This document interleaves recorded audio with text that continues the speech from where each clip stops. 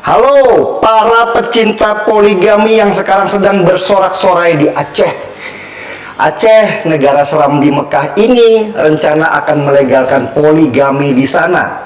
Dan asiknya, semua unsur mulai ulama sampai pemerintahnya setuju semua, terutama yang laki-lakinya. Tahu deh perempuannya. Kata mereka poligami itu memang harus diatur di Aceh. Kalau enggak, banyak yang nikah siri. Jadi legalkan saja sekalian biar terang benderang. Nah, kalau masalah alasan, mereka memang jagonya. Dibuatlah seakan-akan itu keadaan mendesak dan harus dipayungi peraturan. Lalu keluarlah ulama-ulama untuk melegalkannya. Sah sudah. Aceh adalah daerah istimewa yang menganut syariat Islam menurut Undang-Undang Otonomi Khusus.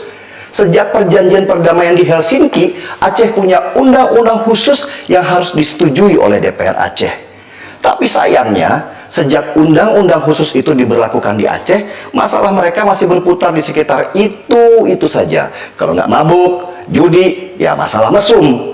Melanggar soal-soal itu, siap dicambuk di depan publik. Cetar. Tapi bagaimana dengan ekonominya? Menurut BPS Aceh, Aceh masih juara bertahan provinsi termiskin se-Sumatera dan juga menempati posisi ke-6 termiskin se-Indonesia. Tepuk tangan dulu. Padahal sudah ratusan triliun rupiah dana otonomi khusus dikucurkan ke Aceh sebagai bentuk kepedulian negara. Dan hasilnya, 2 gubernur ketangkap karena korupsi. Rakyatnya ya tetap makan hati, siap-siap dicambuk karena salah sedikit, sedangkan yang korupsi tidak ada hukum yang mengatur potong tangan sesuai syariat Islam bagi pencuri. Hebat kan? Sahabat super, begitulah kondisi di Aceh sekarang. Dan sesudah semua prestasi itu, pemerintah Aceh pun sibuk mengatur bahwa poligami harus dilegalkan. Bahkan ketua FPI Aceh malah mengatur jumlah berapa wanita yang harus diperistri. Katanya gini, bupati harus punya minimal 3 istri. Anggota DPR Aceh juga minimal 3 istri. Kalau DPR kabupaten, camat, sama kepala desa, ya cukup 2 istri saja. Dan ternyata banyaknya istri sesuai dengan pangkat dan jabatan. Semakin tinggi pangkatnya, semakin banyak istrinya. Rakyat Aceh bagaimana? Harus punya berapa istri minimal? Ya, rakyat Aceh siap-siap hadapi cambuk lagi. Jadi rekan-rekan sekalian, terutama emak-emak yang budiman, kalau pengen lihat bagaimana sistem khilafah kelak terjadi di Indonesia, cukup main-main saja ke Aceh. Dan negeri ini kelak akan sibuk berdebat berapa istri yang harus didapat. Ya Sobat Waras, kembali lagi dari Pavel 88 Channel. Saya menemukan ya video ini di FYP saya, nongol terus dan sepertinya menarik ya untuk kita bahas ya.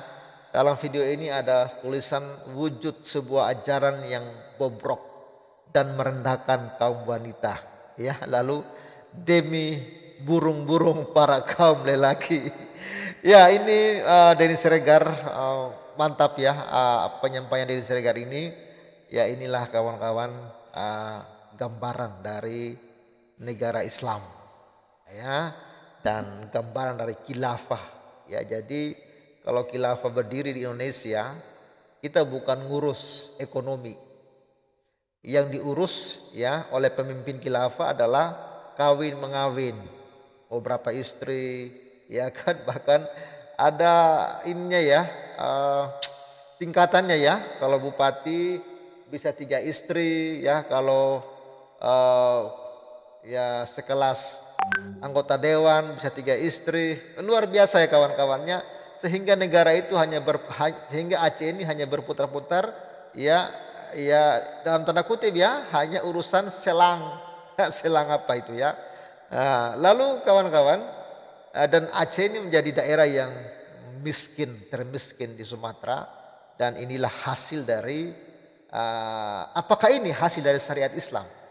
Bukannya meningkatkan ekonomi, tapi malah hanya ngurusin tentang selangkangan. Iya, kata kasarnya kan gitu ya. Dan ini memalukan, dan inilah tanda-tanda kalau Indonesia masih terus menggaungkan tentang kisah-kisah ingin mengangkat isu agama, menjadikan Indonesia ini bukan lagi Pancasila tetapi negara khilafah, kita akan hancur seperti ini kawan-kawan. Jadi inilah kualitas mereka, dan kasihan perempuan itu hanya menjadi tempat untuk bercocok tanam rupanya. Ini dimuat oleh sebuah akun Bernard Bass Kita lihat bahwa video ini sudah ditonton, sudah di like oleh 6.061 kali dan dibagikan oleh 806 kali kawan-kawan. Bahkan komentarnya ada 573 kawan-kawan, bantu viralkan ini semoga Indonesia tidak seperti ini. Dan sekali lagi saya mau katakan, bersyukurlah kita karena kita itu memiliki ajaran Kristus, ajaran yang melarang namanya poligami, dan perempuan itu sangat dihargai martabat dan derajatnya, sehingga perintah Tuhan kepada laki-laki, hai suami, kasihilah istrimu. Istri itu dikasihi, bukan kasihilah istri-istrimu kasihilah istrimu artinya cuma satu istri.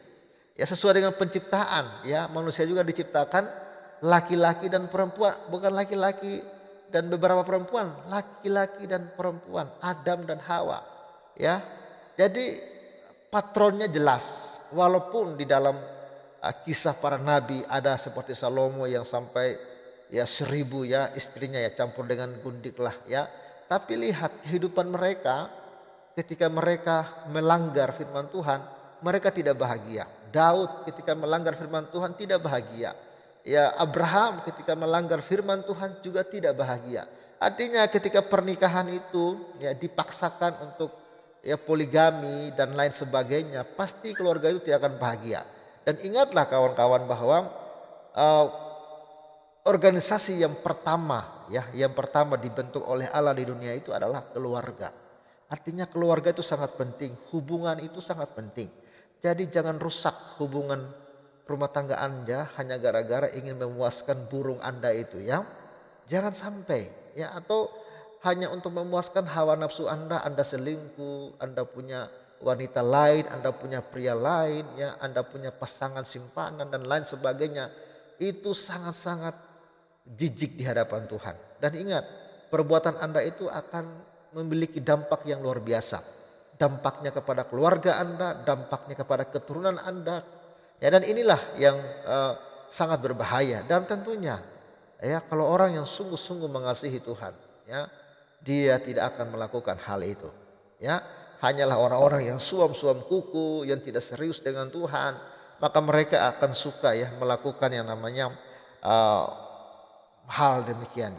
Jadi benar-benar kita diajarkan untuk menjaga kekudusan pernikahan kita. Jangan sampai rumah tangga kita hancur karena tidak bisa menjaga hawa nafsu kita sobat waras Dan inilah bedanya bagaimana perlakuan wanita di dalam kekristenan dan di ajaran seberang.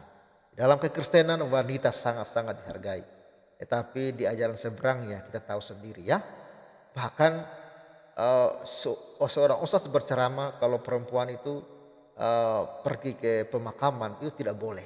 Karena apa? Perempuan itu banyak sekali auratnya. Kalau auratnya terbuka maka yang kasihan mayatnya akan disiksa di dalam kubur. Supaya jangan disiksa mendingan dibakar aja atau jangan di ini jangan di